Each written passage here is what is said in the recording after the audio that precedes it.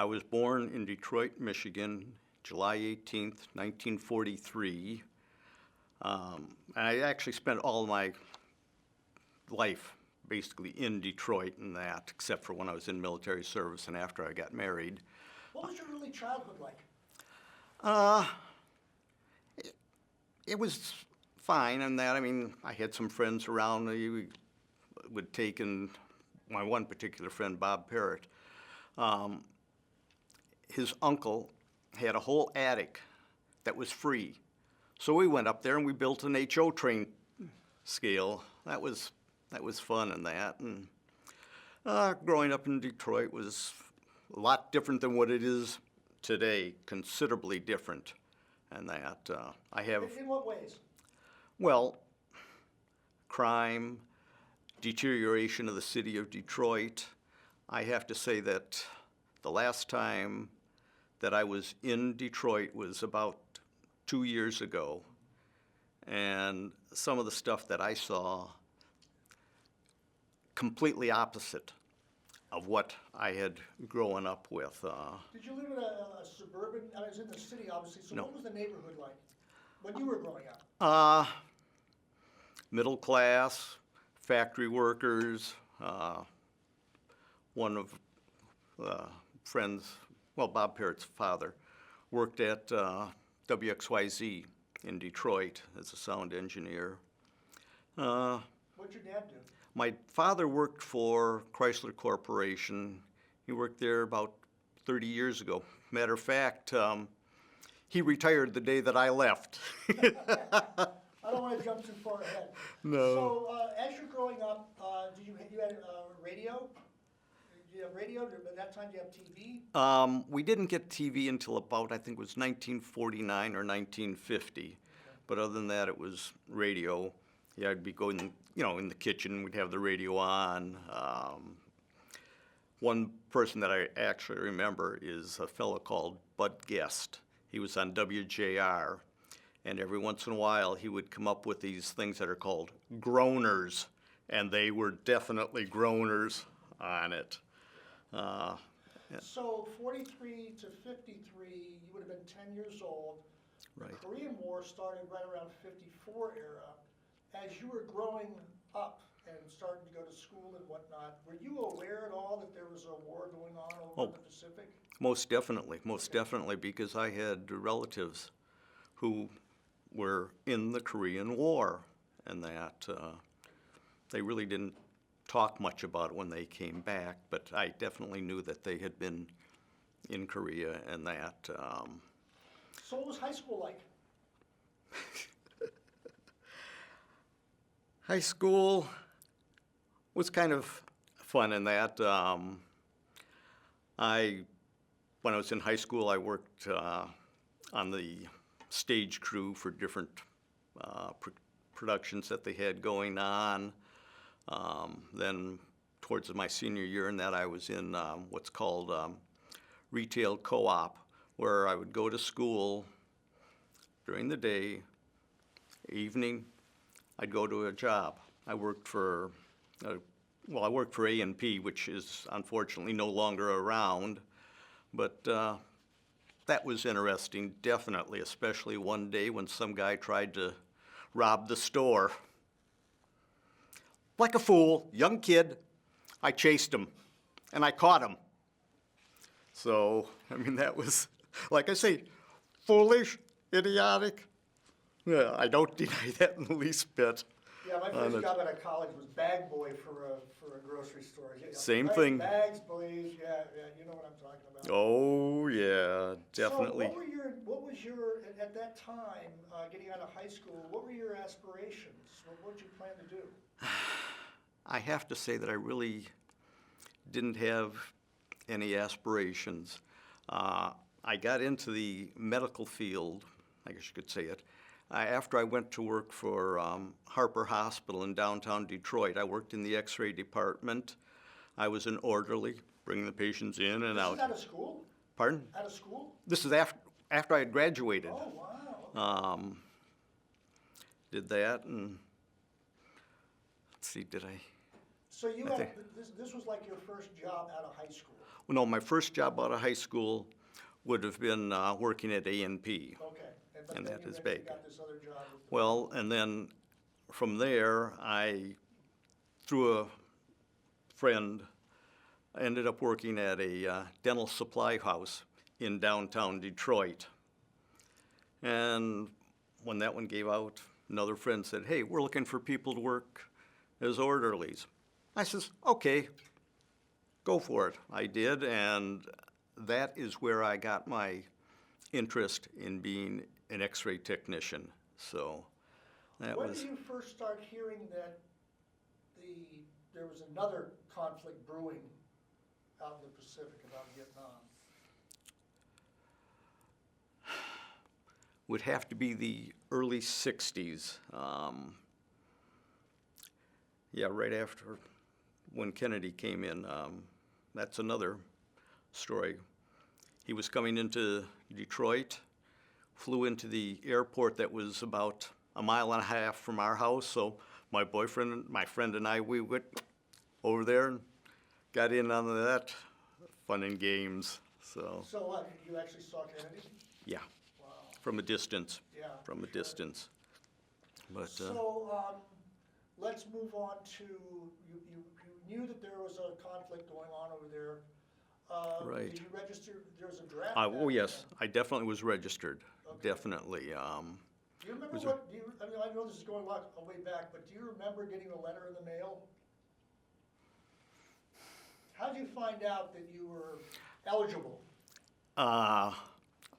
Heard that had to register when you turned 18. Okay. When I turned 18, I think I may have gotten a letter. I don't really remember, but I definitely did register So for. it was in Detroit, right? You registered Yes, in Detroit, okay? yes, yes. Was there any talk amongst your friends about what might happen now that you're eligible to go? Not really, no. I guess you could say I waylaid it for 3 years because I didn't go in until I was 21 years old. And that I kind of decided, okay, do I want to be drafted, perhaps end up in the Army, Marine Corps, carrying a rifle, or did I want to be in medicine where I could help people rather than injure them and that, so. That's So you joined up. Oh yeah, I joined up. I guess you could say I followed my father. My father was in World War I, so that goes back a little bit ways. And he was in the Navy also, so, yeah. So the idea then was you were going to join up the Navy. You already had some experience with the medical. Only as an orderly. Right. I got my X-ray training in service. Okay, I don't want to get too Yeah. far ahead. Right. All right, so walk us through you actually now are going to go and join up. How did you go about doing that? Did your dad drive you there? Did you drive? How'd you get there? Believe it or not, I think I took the bus. Bus from the east side of Detroit down to old Fort Wayne and that, and got sworn in, everything else, and then a group of us got on the train to Chicago, from Chicago up to North Chicago to the Great Lakes Naval Training Center for boot camp and that, so. Now, I've seen movie after movie after movie of getting off the bus, about to be into boot camp. Now, keep in mind, we want details, okay? What was your experience? What was it like driving on the bus, and then when you get off the bus? I'm sure that some guy got on with a big white hat and he just says, oh, welcome to the camp. We'd just love to have you. Coffee's waiting, cookies waiting. No. We got in kind of late, basically. Okay, here's the barracks that you're going to be in for a little while. Tomorrow morning, we start processing you in and that. Haircutting, I should say shaving, basically. Testing for different things and that to, find out what your interests were, what you might be qualified for and that. When I talked to the recruiter, I kind of said, I'd like to go into the medical field. Could have been, for all I know, it could have been dentistry or anything like that, but I just, got lucky and went into medical service and that, and I enjoyed So it. the test, because I'm familiar with the process, so they put you in your barracks, and then you had to go through this series of tests to see aptitude tests, basically. Right, okay? aptitude tests, hearing tests, hey, had good hearing, you might end up as the sonar man or something like that. It was, a whole battery of them that we went through in that, so. So when did you find out that they were actually going to allow you to get into the medical field? Basically, when I graduated from recruit training, All right, is that, we're getting way ahead now. All right, I Yeah. want to hear about recruit training. Tell me about boot camp. What was it like? What was your first day? You're in the barracks. It's probably early morning, I take it? Oh, yes, get up early in the morning. Okay, march here, chow hall, eat. Then we'll take you further on, test you, get you in there, get you all set, break you up into different companies, meet your company commander, who proceeds to try and scare everybody. But I looked at it this way. Hey, I'm 21 years old. I've got some life experiences, so I know that things are going to be, people are going to be yelling at you, screaming at you, everything else. Okay, let them go on it. I tried to be very, very relaxed about going through the training and that, because I fear if I got too nervous, I'd have problems in that. So I just tried to step back, let it. You look fit. Were you fit back then? I mean, how difficult was boot camp? I mean, we're talking about push-ups, chin-ups, you're talking about all that. Meanwhile, somebody's yelling at you. I mean, how did you say you kind of took it in stride, so to speak? But What push-ups? What chin-ups? Does that answer the question for you? It was mainly drilling and classroom, learning naval etiquette, how the Navy works, etc. And then drilling, and then at night, if you were selected, you had barracks watch, make sure that the place didn't burn down or anybody get hurt or anything else like that. Then we had a 1 week period that was called service week, where you were farmed out to different portions of the camp. Some went to the chow hall, mess hall, worked that, and other of us were farmed out to different portions in that. Trying to remember what I did. Don't remember. So, on that. so once you got through boot camp, you said that was when they let you know that what you're going to be doing in the Navy. Right, Okay. right. What was your reaction to it? I mean, I was happy. I was, happy. One side story about when I got out and that was going to my next command. I was going to the USS Arcadia, which is a destroyer tender. They had it down there, it was in Norfolk, Virginia. So I go from Detroit to Norfolk. I end up in the chow hall because they didn't know where the heck the ship was. It took them about a week to get it straightened out. Got on a bus up to Newport, Rhode Island. Got aboard ship 3 o'clock in the morning. 10 o'clock in the morning, the ship left for Puerto Rico. Nobody in the family knew where the heck I was. Cruise down there before you can get the mail off and that. So that's when everybody found out where I was and that. did you have any problem with seasickness or anything like that? No. Destroyer tender is a large ship. It's what destroyers can tie up next to have work done on them.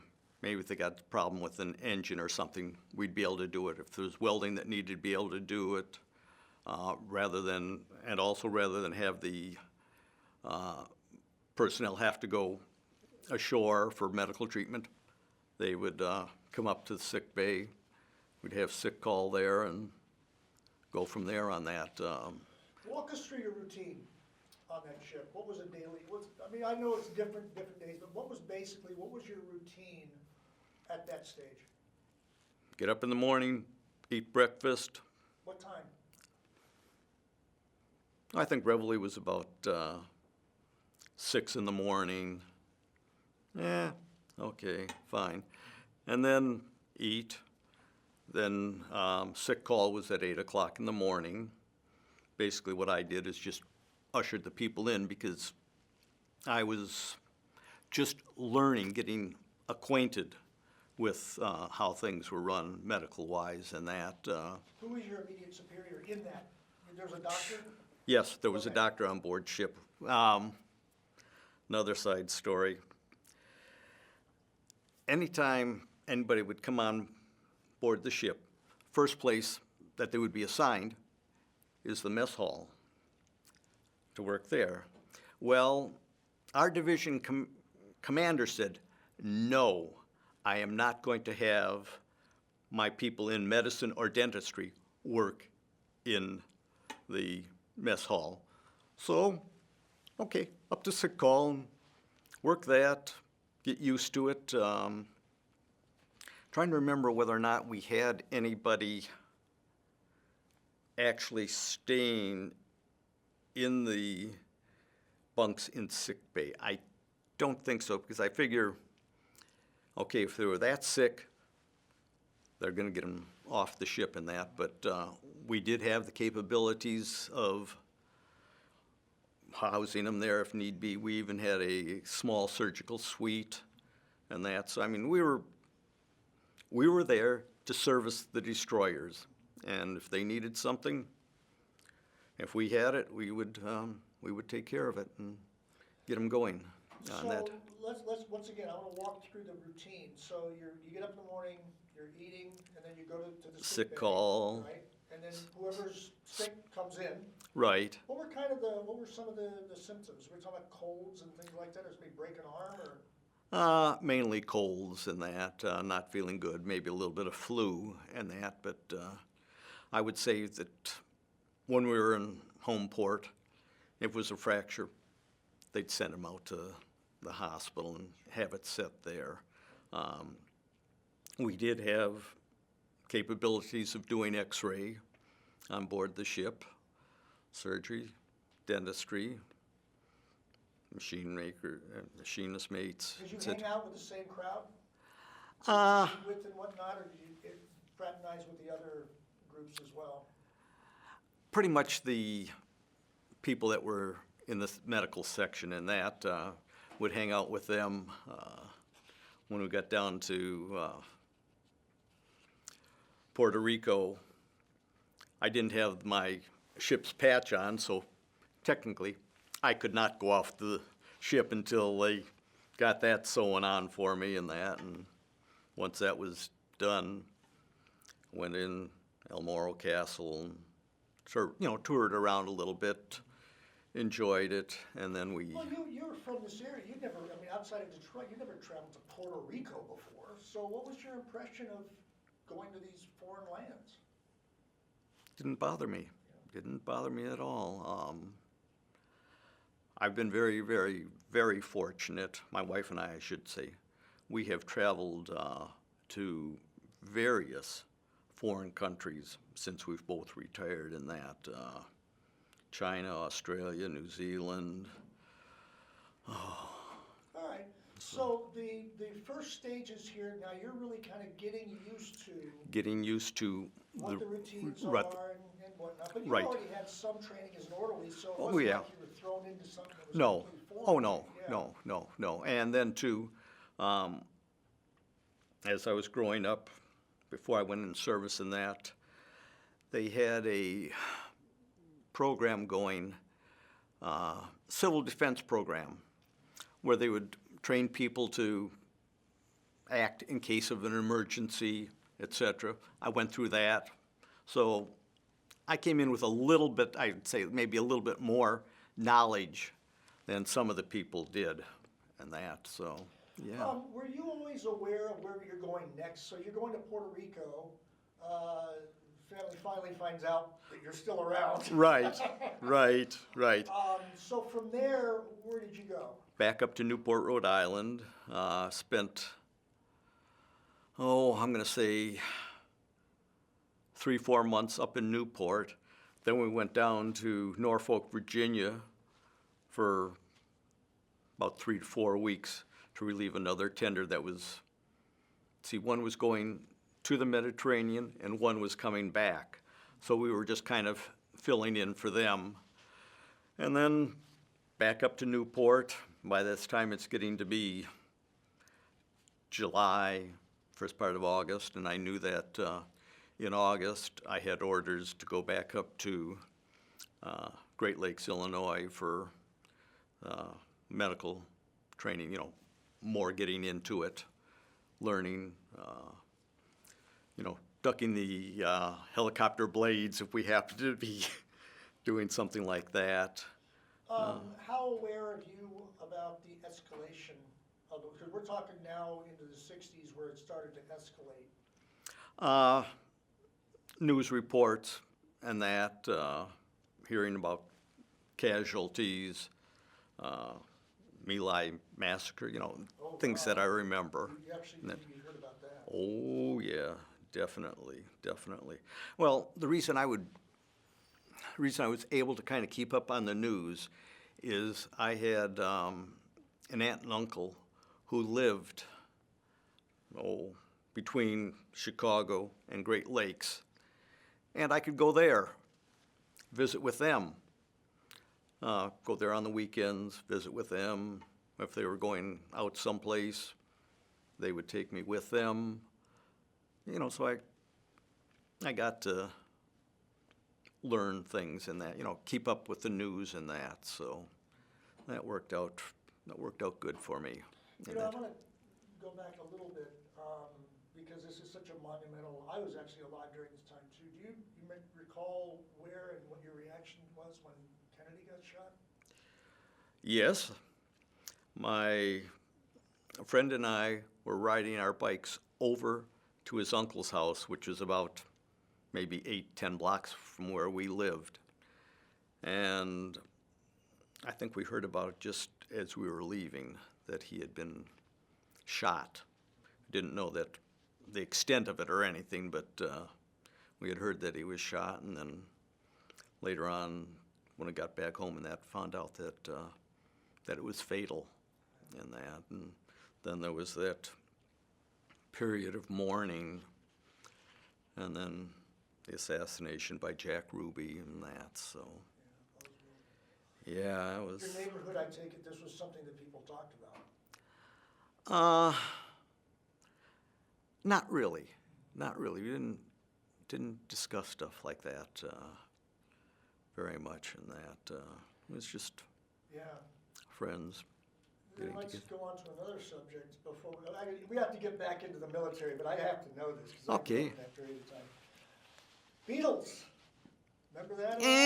No? I remember them.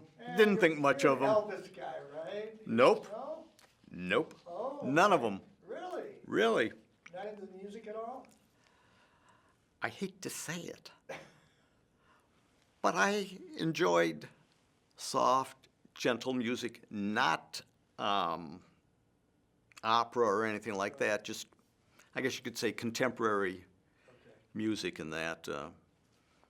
Been that way. I tried. Hey, I know. So back to, all right, so you're back in Norfolk. You're getting extensive, more training now. Just what kind a of little training are you talking about? Because before you were kind of just learning the ropes, but what were the more sophisticated things you had to do now? Well, let's see. Giving shots, drawing blood, transporting people using litters, and that. I was already acquainted with what's called a Stoke stretcher. It's basically a wire stretcher that you can put people in. Actually, you can strap them in, be on board ship, and they could hoist them up through one of the narrow passageways and that. So I guess you could say generalized medical experience in that. What was your rank? At that time, I was a hospitalman apprentice. When I graduated from Corps school, then I got E3 or hospitalman. And after Corps school, I went from Corps school, Great Lakes, to the Naval Hospital, Great Lakes. I spent, let's see, 65, I 66. got here on, from your notes, 64 to December 64 recruit training center, Great Wait. Lakes. Then January 65 to August 65, you're on the Arcadia. No, No? 64, December 64, wait. January 64 to January 65 Okay. to August of 65. Then from there, late August, early September, hospital corps school at Great Lakes, Illinois. Gotcha. Graduated in, let's say, December. Okay. From there, I went up to the hospital, worked there for, about 15, 16 months. But that was, now you're talking about isolation unit, Right. right, and surgery. So tell us about that. Well, no surgery. Okay. They were all usually patients that had communicable diseases, needed to be isolated until the disease had run its course, or they were found not to have the disease that they had. Meningitis was the big thing back then, because you're in a confined space, somebody gets it, chance for transmission is right there on that. Worked that for pretty close to a year. Then I went and worked in the surgery clinic in the hospital, greeting patients, getting their charts, getting them in to see the doctors and that. And Were these surgeries that were just general surgeries because of day-to-day type of things, or was these people coming back from Vietnam? both. If they were coming back from Vietnam and they were injured in that, the people on the ward would take care of getting them set up with the surgeons and that. Down in the surgery clinic, you could say it was more generalized things, run-of-the-mill, gallbladder, appendix, cysts, and that.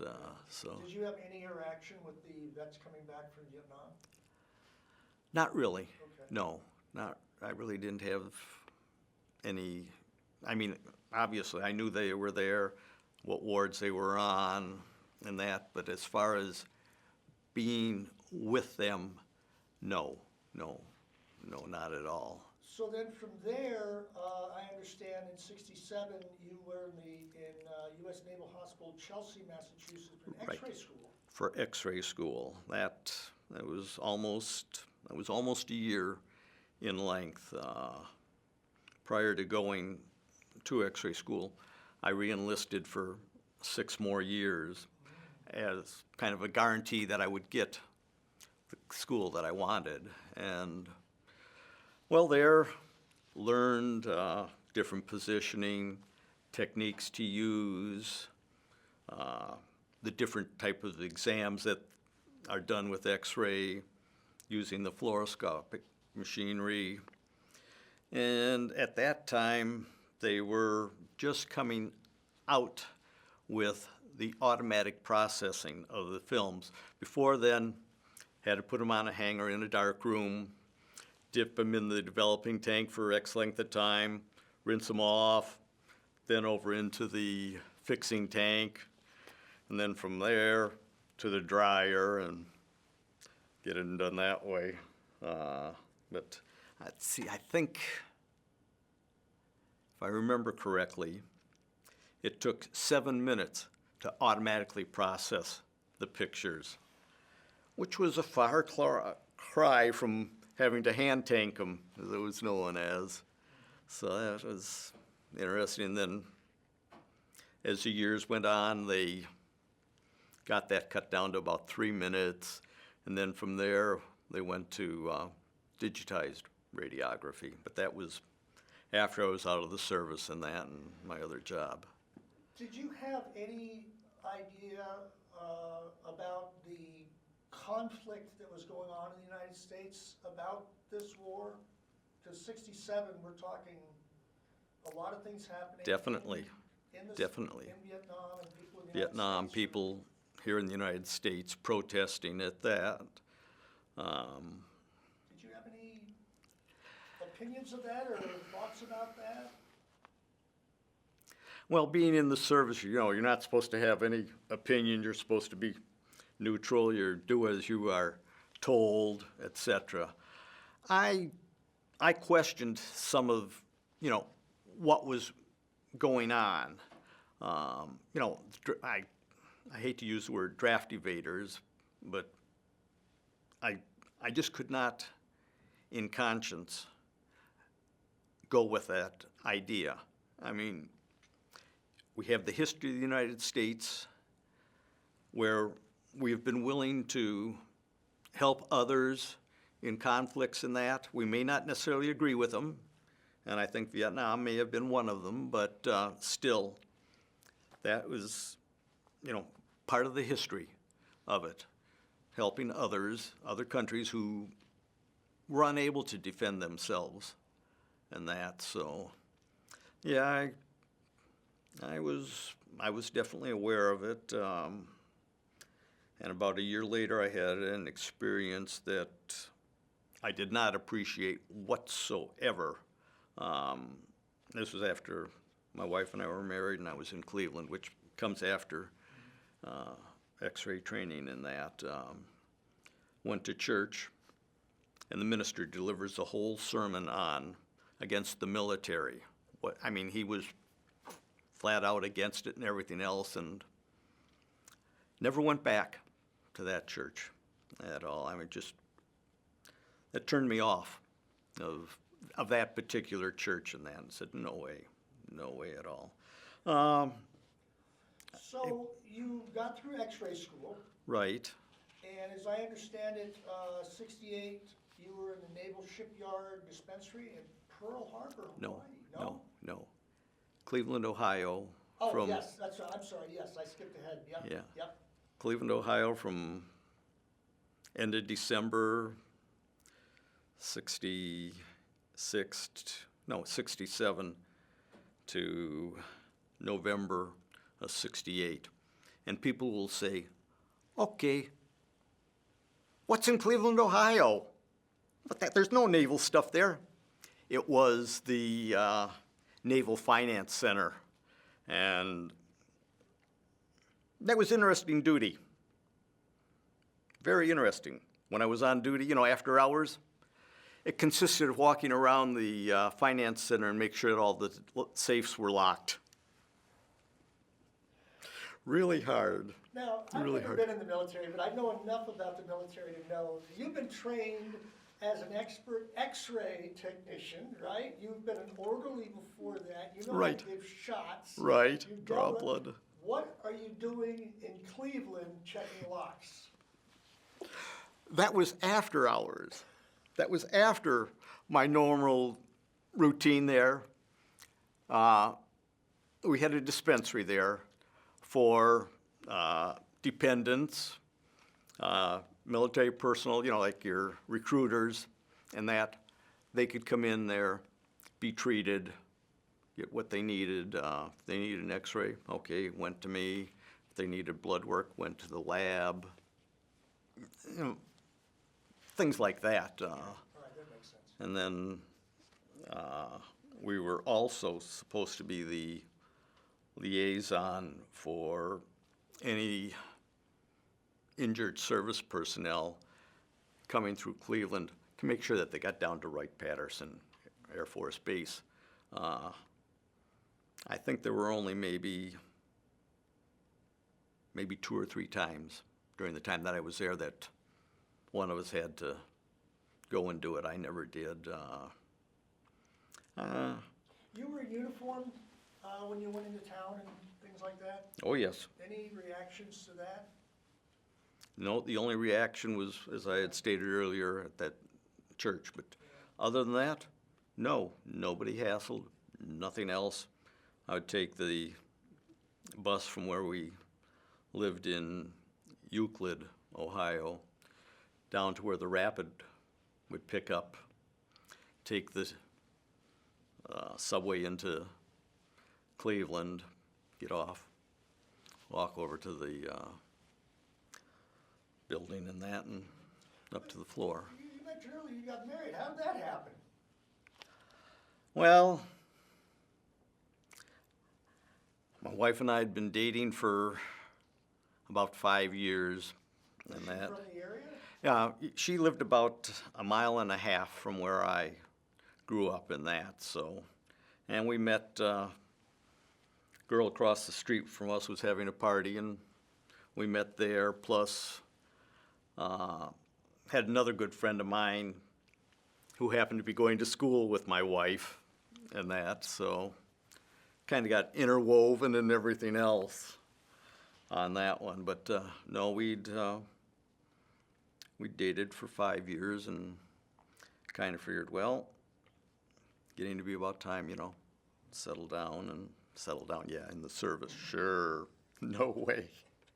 No way, Jose, on that one. But yes, we got married the week before Christmas. And this year, if we both make it, it'll be 50 years that we've been married. So, 2 great children,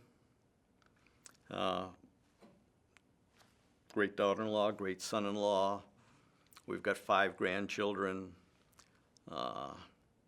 3 of them happen to be in Grand Haven here, and we interact with them extensively.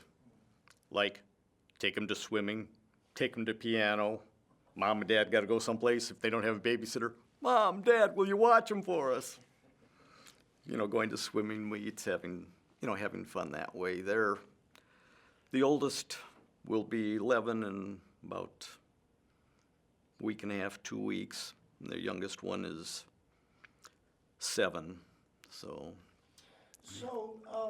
You had upped again for 6 years. So then what happened? You got out in, is that right? I re-upped. 72 or? Yes, got out in 72. I re-upped in 66. Okay. That was in order to get my X-ray training in that, and then on to, Cleveland. And that was. So what about? Sorry to interrupt, but you were in Pearl Harbor though. That was That sounds 960. like you have here in my notes. You have some things you wanted to talk about with Pearl. Well, yeah, my wife and I would been there maybe a month and a half.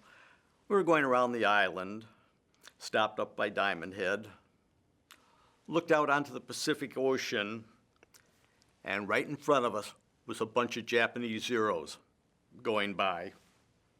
Deja vu, wondering what the heck's going on. They were filming the movie Tora, Tora, Tora. But still, just watching that happen, you're thinking, oh my God, not again, and that. But no, it was an interesting time, to see that happening, and also working in the dispensary. Every once in a while, we'd hear loud explosions, which is when they were filming Tora, Tora, Tora, and have pictures of the mock-up of the Arizona and that. And I will say this: if anybody gets to Hawaii, do not take the civilian cruise around Pearl Harbor. Go to Pearl Harbor, take the military cruise.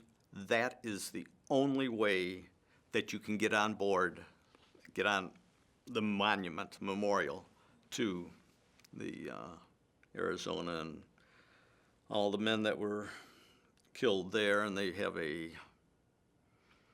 tall wall with the names of all of them inscribed on it. And as you're walking through there, it's basically open air type of a thing.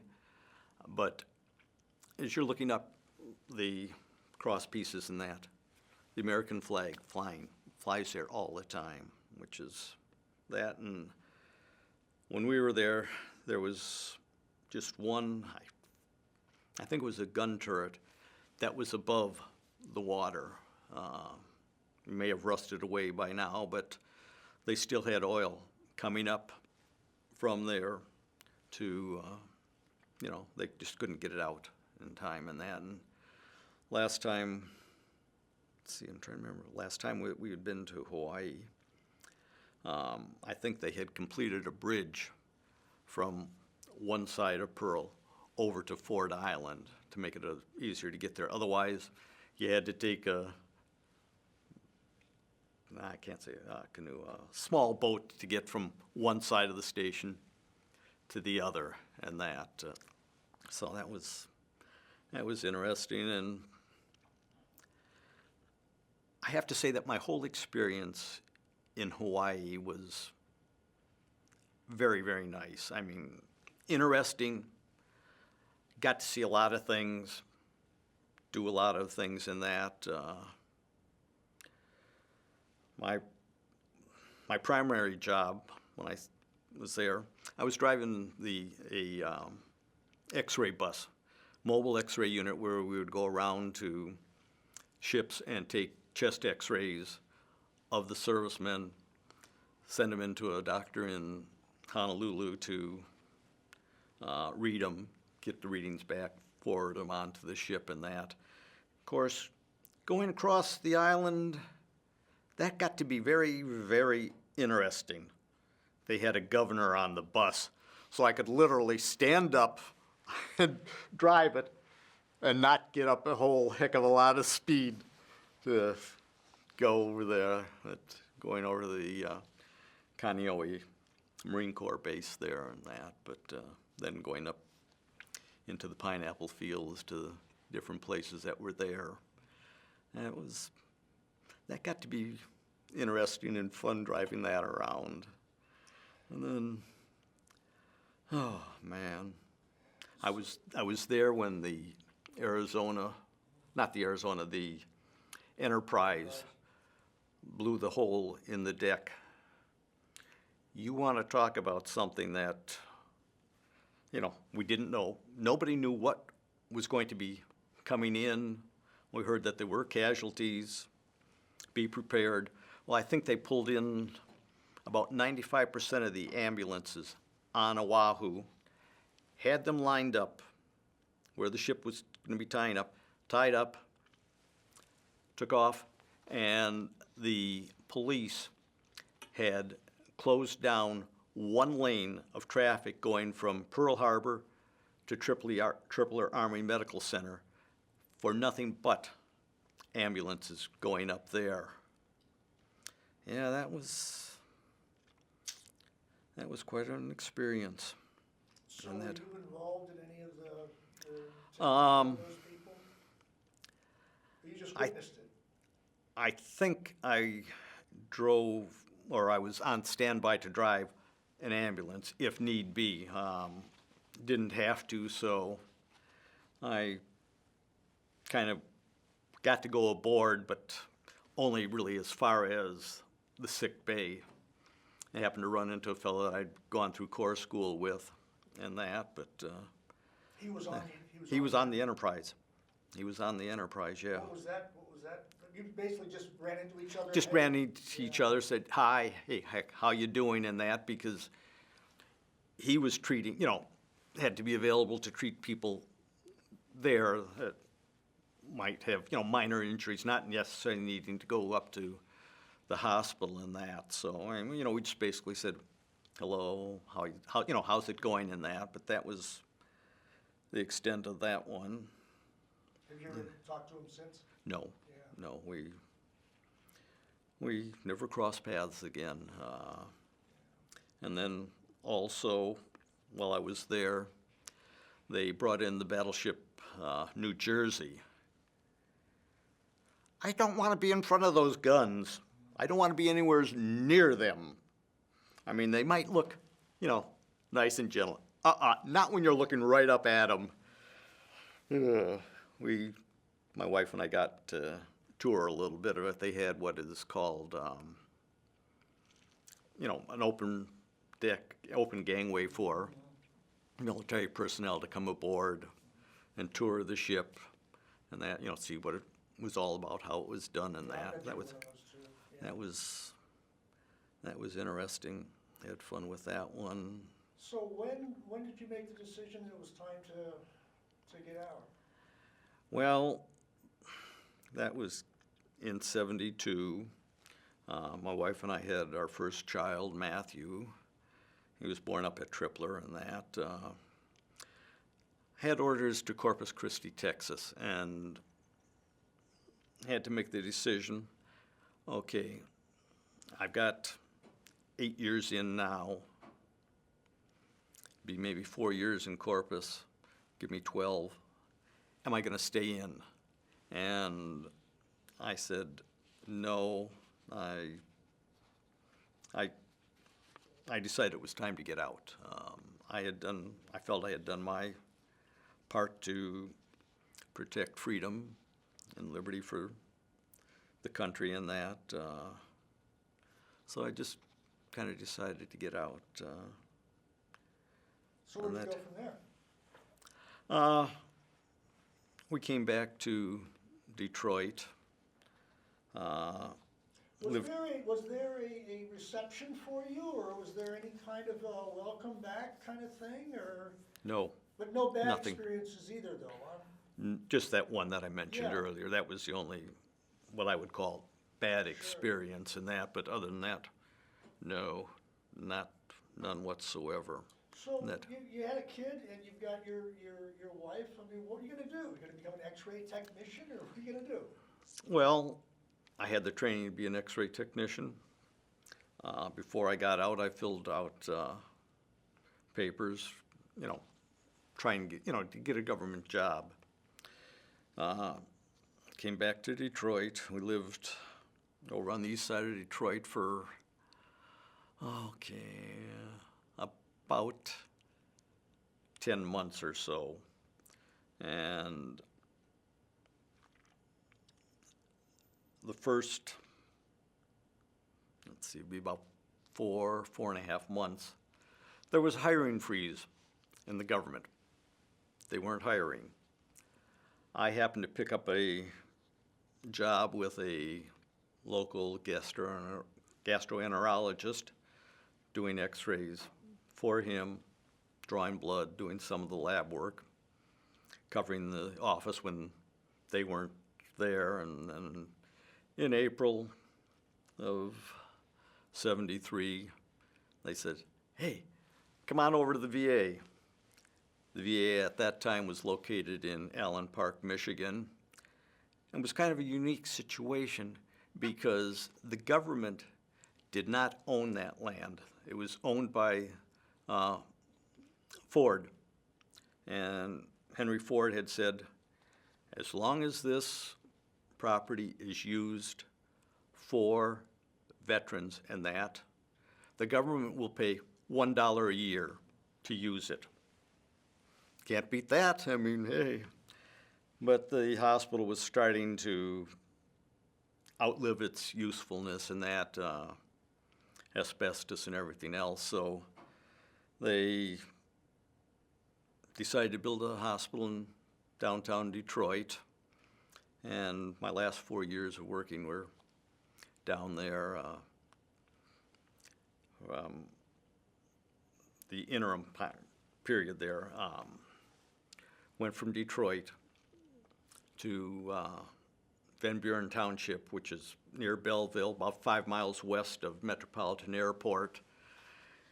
And we lived there for 73, about 27 years we lived there. Our daughter was born there. Had some great friends and there. I have to say I enjoyed it. What was the experience? I mean, you finally got the job in the VA, right? Right, So right. what was your job there?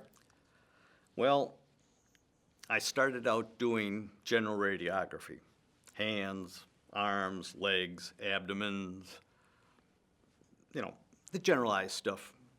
The exams with barium, exams where they had to inject contrast media to see the kidneys and that. And then also doing what is called tomography, which is sectional radiography.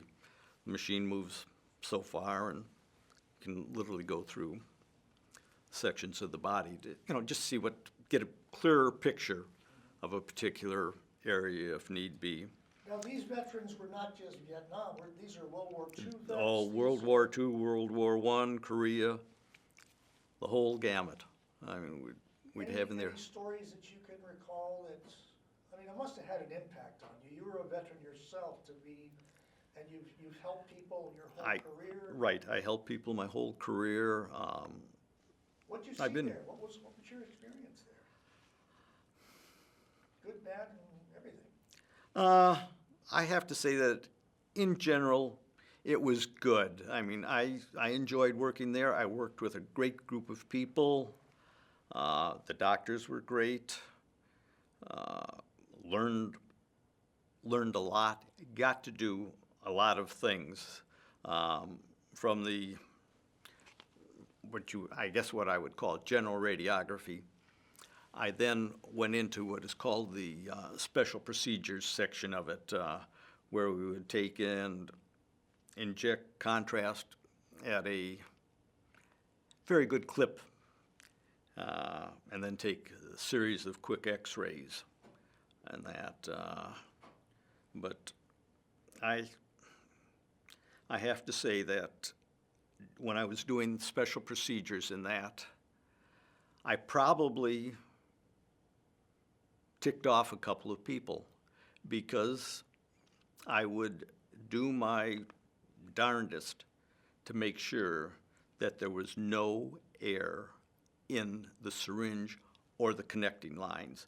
And the reason for that was when I was going through x-ray school, we had a patient who died of an air embolism. So I was extremely conscious of that because I did not want to have the feeling that I might have caused someone's death in that. But I would always check, always make sure. And if I was training anybody, I would impress on them, make sure that there is no air in that syringe or the line. And well, doing the special procedures and that, the CAT scan came into being, happened to be right across the hall from our special procedures lab. I would just kind of wander over there and learned about, doing that, assisted them. If one of the techs happened to be off. That's over with? Okay, go ahead. I would substitute for them and, work together. There were two technicians that were doing that. Jerry, I don't want to get you to talk about anything you don't want to talk about, but what was the conditions of the VA at that time? Well, as I say, the hospital in Allen Park was getting old. It needed to be, have things done to it to bring it up to modern standards and that. And they were doing a good job of trying to upgrade them and that. I can remember when they would be taking up the floor tile, plastic sheeting up all over the place. Weren't allowed to go in there unless you were properly attired, wearing a mask and that. So, yeah, it was interesting. Then we moved to downtown Detroit, newer equipment, everything else. We had CAT scan and, the newer one, not CAT scan, came after CAT scan, Couldn't thing. tell you. Don't- Yeah, It's no, okay, don't worry about it it. just But slipped my mind. In terms of the staff and whatnot, you said was very good, the doctors were very good. What condition were the patients in that you were dealing with? You say World War I, World War II, we're talking about people that were not only Yeah. disabled necessarily, but also Elderly and that,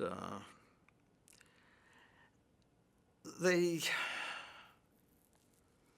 were, they wouldn't understand sometimes what we were doing. We had to explain to them, and that, what we were doing, how we were going to do it, what they could expect was going to happen in that. But Jerry, it must have had an effect on you. I mean, to deal with, these are heroes that came before you. Yeah, they did. I mean, I've always tried to treat people with respect. And, doing the x-rays and that on them, I guess you could say was kind of like an honor. Here I am helping them out. Yes, we had some that were disabled. It took a little bit of work to get them where we needed them, how we needed them, but still, you tried to be as gentle as you could, not cause them any discomfort, and, move them easily, as easy as you could. I mean, there were times where you couldn't really be as gentle as what you would like to be in moving them. I mean, if you're moving them from the x-ray table to the stretcher, and if they weren't even, there would be a bump where, you're going from the table over to the stretcher, and that, tried to make that as quick as possible and as gentle as we could, but Did you feel really there was good. enough staff? Was there enough people there, do you think? In the x-ray department, yes, we had a good staff of people. We could have, every room would be covered by at least one technician. Some of them we'd have, 2 or 3 because of what we were doing there, but no, our staff was good. Of course, we always kind of dreaded it come July 1st when the new residents would come in. Yes, they're learning, but they also seem to think that they know everything. I hate to disparage residents and that, but they were learning, and I felt that some of them did not. I felt that some of them lacked compassion towards the patients and that, and I had told my wife that if I ever got sick on the job, there were 2 doctors that I would let treat me. Otherwise, get me out of there. I find it interesting because I'm just recalling back to the earlier part of our conversation when you first became learning all that. I think that one of the reasons you may have had that attitude towards these new guys is that you didn't have that attitude when you first got in. That you actually were compassionate. You actually did realize you were learning. Oh yeah, I was learning, but what I was doing affected the health and welfare of everybody. And you need people who are healthy, who will look out for you, you look out for them, you take care of them, and that. If you don't mind, I'd like to kind of go back to when I was in Hawaii. As I said, you take care of them, they take care of you. Part of my job there was about 8 o'clock in the morning, sick call. Well, every once in a while, had to go over to the brig. You want to talk about an experience there? Oh, man. I mean, you walked in that door, and every one of the prisoners had to snap to. And that, yeah. And then when they closed the doors, you're thinking, okay, am I going to get out of here safely and that? But no, it was run by the Marine Corps, so it was very, very strict. And that, yeah, that was fun. And that, We're gonna wind up here, but I have two other things on here you said you wanted to talk about. One is the space capsule, and the other is return of the first man on the moon. right. I was actually able to get, I'd say, within 10 or 15 feet of one of the space capsules that had come in, and that it's something to behold, the way the heat that is generated on when they're coming back in Well, give us is some tremendous. background, 'cause Well, our dispensary, I should say, the Pearl Harbor, was responsible for providing logistics to the space program if they were coming down in the Pacific Ocean near Hawaii, and that had to make sure that they had all the supplies that they needed, that, if they needed something, we would make sure that they got it, have it on hand for them, be transferred over to the appropriate ship from the supply section and that. But we were more or less the medical liaison for it if need be. And then when the astronauts came back from the moon, that was something to see. I mean, what was it? I forget which ship it was, but it said, +3, meaning the astronauts coming back, and then being brought out the hangar bay and being welcomed by the governor of Hawaii, being welcomed by Commander-in-Chief Pacific Fleet, which at that time happened to be Admiral McCain. And I would not have wanted to have his job because at that time his son was a prisoner of war in Vietnam. So, yeah. But,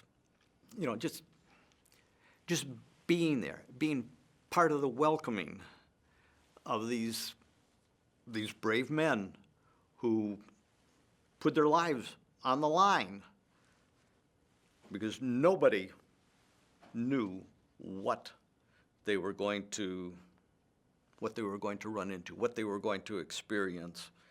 And of course, they were hermetically sealed into a trailer, and that had to be offloaded from the ship onto another carrier for transporting it. And then it went from Pearl Harbor, the back route, to Hickam Air Force Base, and then they flew them out. But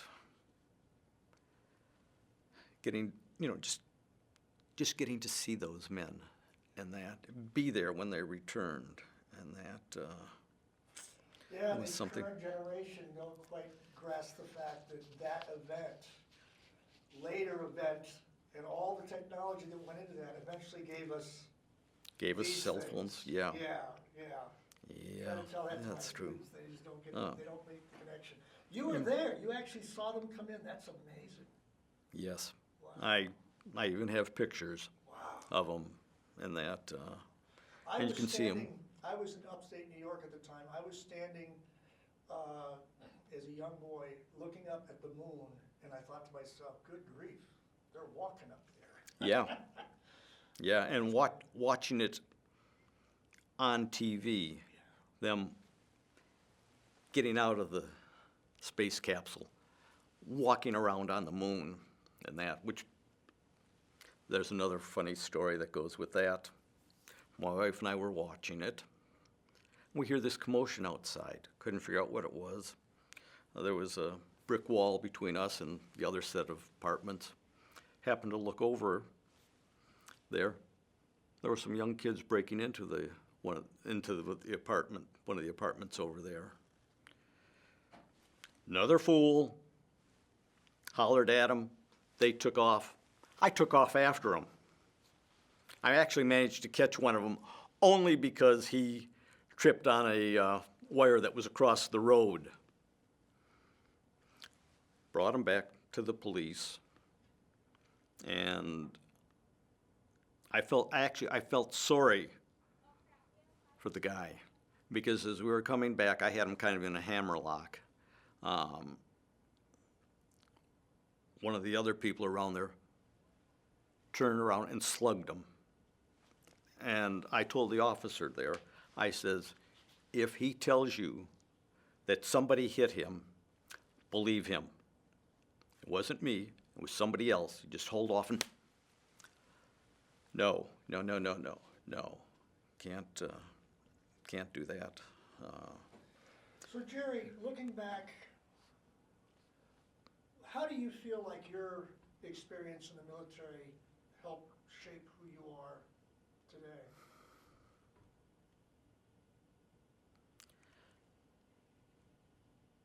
Helped to teach compassion, understanding of what the servicemen, servicewomen go through, the loneliness that can creep in there and be there. They don't have really any family or friends when they're there. Oh, we were very lucky. We made some great friendships with some of the people. One of them actually took care of our son when my wife was sick with the flu for a couple of days. And then there was another fellow that we hooked up with. He happened to have gone to the same church that my wife did. And when I would go there for Bible school, vacation Bible school and that, he'd be playing the organ. And he happened to also have orders to Hawaii. So we just kind of hooked up. The only problem was he was Army, I was Navy. So you know what goes on there. There's that rivalry. But no, Bruce and I, we got along great. Of course, when it came to football, I didn't care who was playing University of Michigan. I'd be rooted for the other guy. Well, Bruce went to University of Michigan, dyed-in-the-wool, maize and blue fan and that. But no, we'd get together, we'd have fun. We were fortunate in that we had that. There were other people who didn't, have that. So, connection to home, etc. Yeah, it was great, and we maintained that friendship for a good number of years until he passed away about 2.5 years ago. I kind of miss when the Army-Navy game is on, sending him an email saying, hey, bombing you, fixing you good. Or if U of M was getting beaten, I just, harass him about just for the heck of it, having, kind of having fun with that. Yeah, it was fun. And that, I have to say, I enjoyed it. And that. Well, Jerry, it's been a real pleasure. Well, hey, it's been my pleasure. I hope that this, I hope people, can see a different aspect of the military rather than fighting. And that, no, I guess that's kind of the reason that I decided to go ahead and, do this interview and that, hey, who knows? Maybe somebody seeing it will say, hey, maybe the military isn't so bad after all. I mean, yes, it has its it has its bad points. I will not argue that in the least bit. And I have to say that I admire these people that go out on the front lines and put their lives on the line for freedom, and that may not be our freedom, may be freedom for another country in that, but still, the willingness to do that is tremendous, especially in this day and age where it's an all-volunteer military force rather than the draft and that. I don't know. I'm kind of conflicted about the draft in one aspect. Yes, it gives you a pool of people that you can draw from to do this hard job. And also, you have to admire the ones that volunteer to be in the service, and that, and the service offers great opportunities to learn, to experience in that. But if you are fortunate enough to get into a section of it where you can learn and apply that when you get out of the service, and that